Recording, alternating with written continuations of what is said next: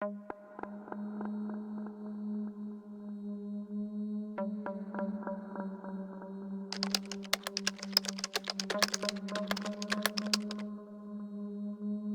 Coleman was raised in a small suburban town near St. Louis, Missouri, where his parents, Ron and Connie Coleman, were pastors at Grace Evangelical Church. After finishing high school, Chris joined the Marines, where he trained as a dog handler in the K-9 unit. He also worked in security, including on security details for the U.S. President. Sherry Weiss grew up just outside Chicago in Cicero, Illinois, and was a fan of the White Sox baseball team. At age 10, her family moved to Tampa Bay, Florida. There, she played varsity softball and became a cheerleader. After graduating high school in 1995 with her best friend, Tara Lintz, Sherry worked as a waitress briefly before joining the Air Force as a military police officer. Chris and Sherry met at a dog training seminar in Quantico, Virginia. They quickly fell for each other and began dating. Soon after, Sherry became unexpectedly pregnant. Given Chris's religious background, it was clear they needed to marry. They eloped and married in Chicago, away from his parents' church. Chris broke the news over the phone to his parents, who were disappointed. Sherry, not being a born-again Christian, did not quite fit into their evangelical lifestyle. A few months later, Sherry and Chris welcomed their first son, Garrett. 3 years later, they had another son, Gavin, who was born in January 2000. When Chris was a young boy, his parents befriended Joyce Meyer, an evangelical preacher who rose to become one of the wealthiest preachers globally. Joyce preached a prosperity theology, a belief that financial generosity toward the church leads to divine financial blessings. This belief, especially coming from someone as wealthy as Joyce Meyer, attracted significant criticism. Joyce, a successful evangelical televangelist, earns an estimated $100 million annually. She travels the world in her $10 million private jet, speaking to large crowds. Her lavish $20 million headquarters in Fenton, Missouri, features extravagant items like a $23,000 antique marble toilet. Chris's connection to Joyce began when his father, Ron, met her at a prayer conference. Joyce needed someone to train a guard dog, and Ron recommended Chris. Chris not only trained the dog but also secured a job on Joyce's security team. He quickly rose to chief of security, a position that paid over $100,000 a year. The job required adherence to their faith, including no divorces, which suited Chris as he was deeply rooted in the evangelical movement and had been practicing speaking in tongues since 1996. By this time, Sherry had also embraced the evangelical lifestyle, volunteering in Joyce's World Outreach program and training as an EMT.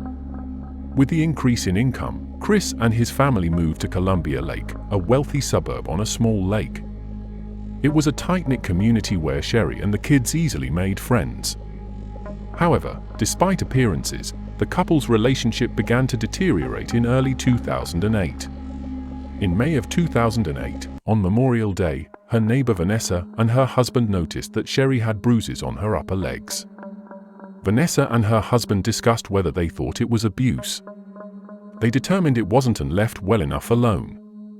Sherry normally wore long sleeves and pants, so they weren't sure if the bruises existed before that time or not. Around the same time, Sherry confided in a different friend, Megan, that Chris was beating her. Sherry sent Megan a text, "Chris is gone right now, but he just beat me up. I'm okay though." Megan and her husband pleaded with Sherry to come with them, but Sherry refused to leave Chris and go with them. Sherry insisted that Chris was sorry and it wouldn't happen again. Sherry's third friend was her best friend from high school, Tara Lintz. Tara was now divorced and living down in Tampa Bay, Florida, working as a cocktail waitress and jumping from boyfriend to boyfriend. In October of 2008, Sherry called Tara to tell her that Joyce Meyer was having a conference in Tampa Bay and that Tara should attend. By this time, Sherry had become quite religious and thought Tara's lifestyle was a bit reckless and she could be helped by Joyce's preaching. Chris and Tara had already met when Tara visited them in Quantico, back before they were married. Sherry suggested she meet with Chris since he would be flying in a few days before the conference to make security preparations. This, of course, was a mistake. Chris and Tara met for dinner and drinks and didn't waste any time in starting an affair. By the time the conference was over, Chris asked Joyce Meyer if he could spend a few extra days in Tampa Bay. Immediately after Chris returned from Florida, he got on his laptop and created a document titled All About Tara. He typed out her birthday, her dog's birthday, her height, weight, clothing sizes, favorite perfume, favorite sports teams, and even her favorite ice cream flavors. He even wrote down what their daughter's name would be, Zoe Lynn Coleman. The heading of the document was November 5, 2008. The day that Tara changed my life. Almost immediately after Chris' arrival back home from Florida, he and Joyce received identical email threats. For short emails sent within the span of 5 minutes. The first email said, "I'm sure this will make it to someone in the company. If you jackasses are like any other company, this will be someone's account. Pass this on to Chris. Tell Joyce to stop preaching the bullshit or Chris's family will die. If I can't get to Joyce, then I will get to someone close to her, and if I can't get to him, then I will kill his wife and kids. I know Joyce's schedule, so then I know Chris's schedule. If Joyce doesn't quit preaching the bullshit, then they will die. During the Houston conference, I will kill them all as they sleep. If I don't hit there, then I will kill them during the book tour or the trip to India. I know where he lives, and I know they are alone. Fuck them all and I will die soon. Tell that motherfucker next time to let me talk to Joyce. She needs to hear what I have to say, and now she will." And 3 next email contains threatening messages as well. Chris immediately reported these threats to the local police. The police force in Colombia was small, but to be safe, they assigned extra patrols to drive by the Coleman's house daily. Meanwhile, things at the Coleman household are getting worse. Chris has started to direct more hostility toward Sherry. On November 25th, just a few days before Thanksgiving, Chris cornered Sherry in the kitchen to tell her he wanted a divorce. He told her that she and the boys were getting in the way of his career. Sherry didn't want a divorce. She said she still loved him and asked her friends to pray for her and her marriage. In mid-December, Chris had to take another business trip to Florida and met up with Tara once again in an Orlando hotel. This time they exchanged promise rings. On December 21st, Sherry called Chris and pled for him to come home for the holidays. He refused. He told her that she and the kids are keeping him from realizing God's destiny. He eventually came home on December 24th. The following week, on January 2nd, Chris called the local police. He had received another threat letter. This time the threat was typed on plain paper and was hand-delivered to their mailbox on his curb. Sherry was terrified. The letter read, "Fuck you. Deny your God publicly or else. No more opportunities. Time is running out for you and your family.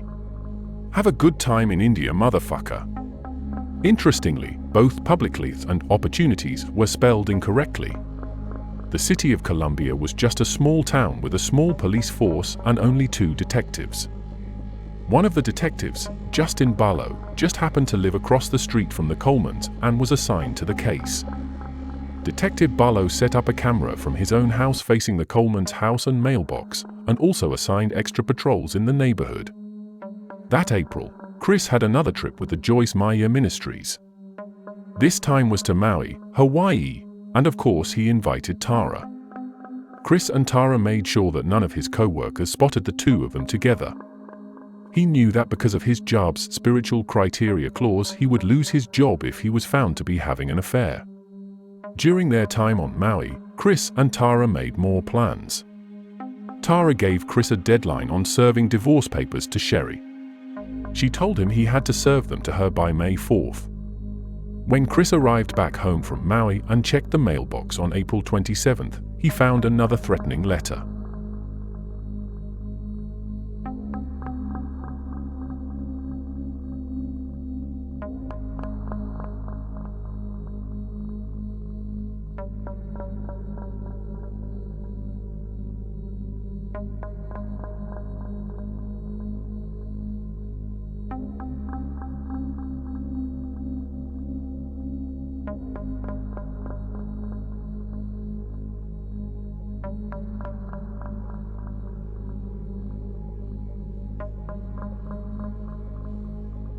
Chris said his security camera caught someone putting the letter into the mailbox, but he didn't have a way of recording it.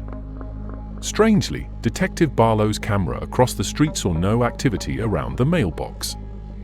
When May 4th rolled around, Chris called Tara to tell her that his attorney said there were some typos on the divorce papers and he couldn't serve them to Sherry today, but he should be able to serve her the divorce papers the following day. Of course, there was no attorney and there were no divorce papers. That evening, Detective Barlow's camera, which was aimed at the Coleman mailbox, caught Chris, Gavin, and Garrett playing baseball in the front yard just before sunset. The boys asked their father if they could stay the night at neighbor Brandon's house to celebrate his birthday, but Chris refused, telling them it's not a good night. This was a surprise to Brandon's mother because they had been staying the night with him for the past several years on that specific night. On the morning of May 5, 2009, just 12 hours after Chris was playing catch with his sons in the front yard, Detective Barlow got an early morning phone call that he would never forget.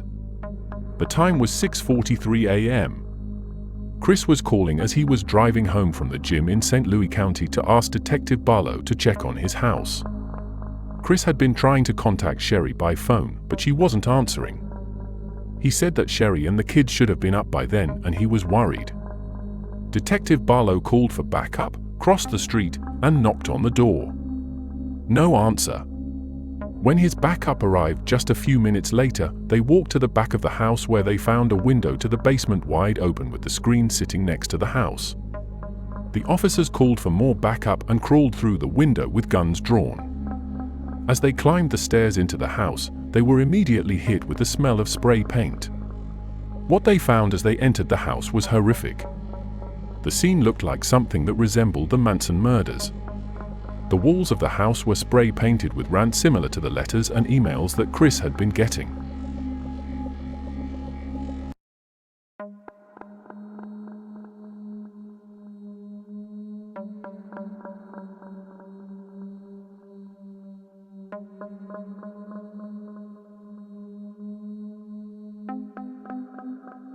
As they walked up the stairs to the second floor, Officer Donjan found 31-year-old Sherry naked on her bed in the master bedroom with a black eye and ligature marks around her neck.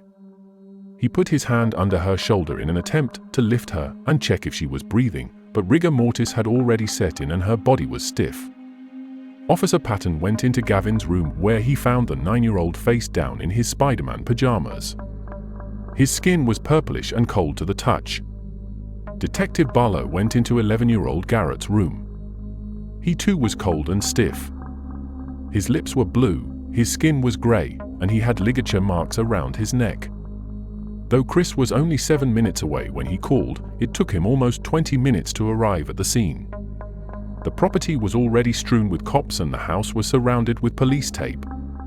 When Chris arrived, he was told that his family was dead. He didn't attempt to go upstairs. He didn't ask how they died. He just sat on the driveway and sobbed. He then took out his BlackBerry to call his work and his father.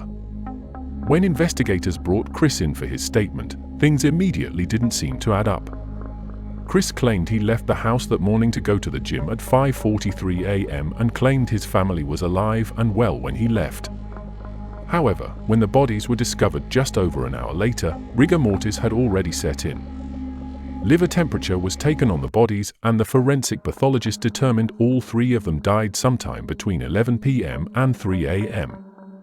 During the interrogation, despite the interrogation room being very warm, Chris claimed to be very cold and asked for a blanket. When he was given a blanket, Chris only covered his arms. That's when the detectives noticed the scratches on his arms. Investigators asked Chris how his relationship was with Sherry, and he admitted to having some communication problems but nothing that bad. They asked if there was anything going on in their relationship that Sherry would not have approved of, and he mentioned that he texts Tara a ton. He insisted he wasn't having an affair, that Tara was just someone to talk to. What Chris didn't know was that the investigators already knew about Tara.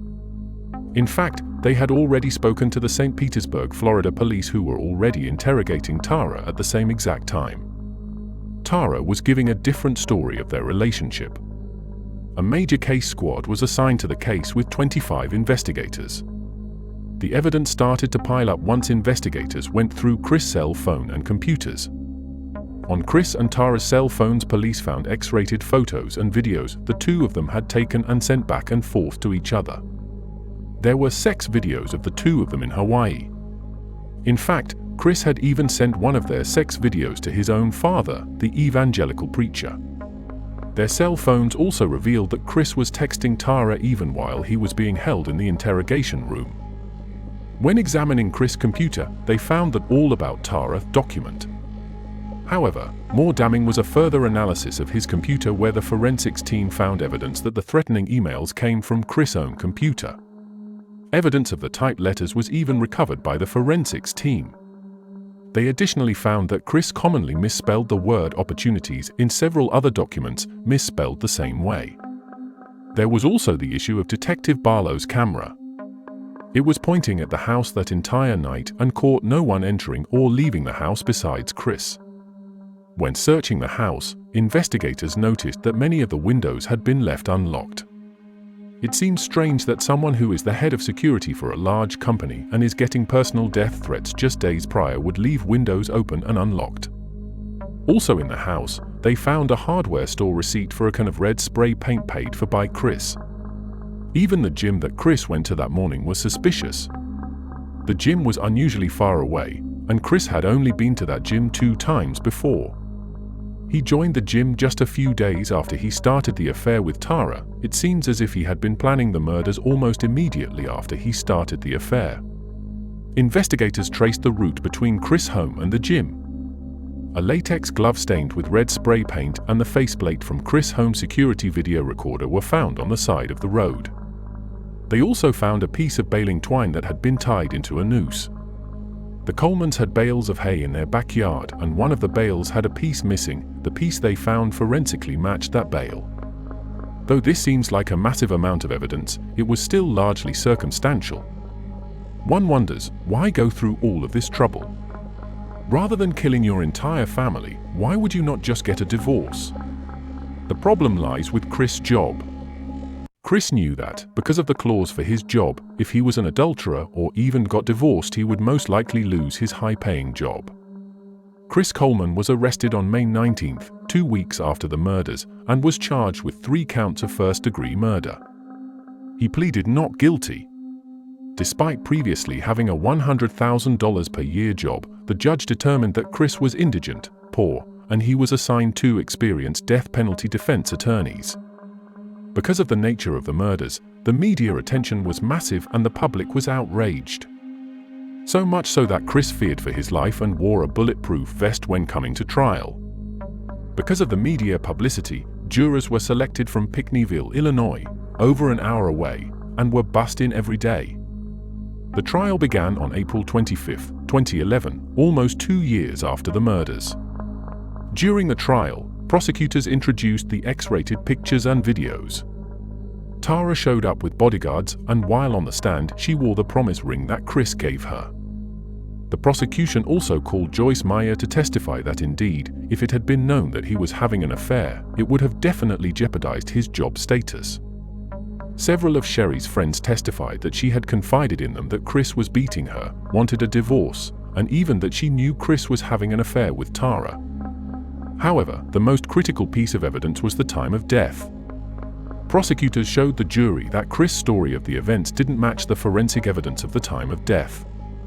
Jurors began deliberations on May 4, 2011, and came back with a guilty verdict on all 3 counts. Chris Coleman was sentenced to life in prison without the possibility of parole. To this day, Chris Coleman insists he is innocent. His parents still stand by him and he has unsuccessfully tried to appeal his conviction. Tara was found to have no knowledge of Chris' plans.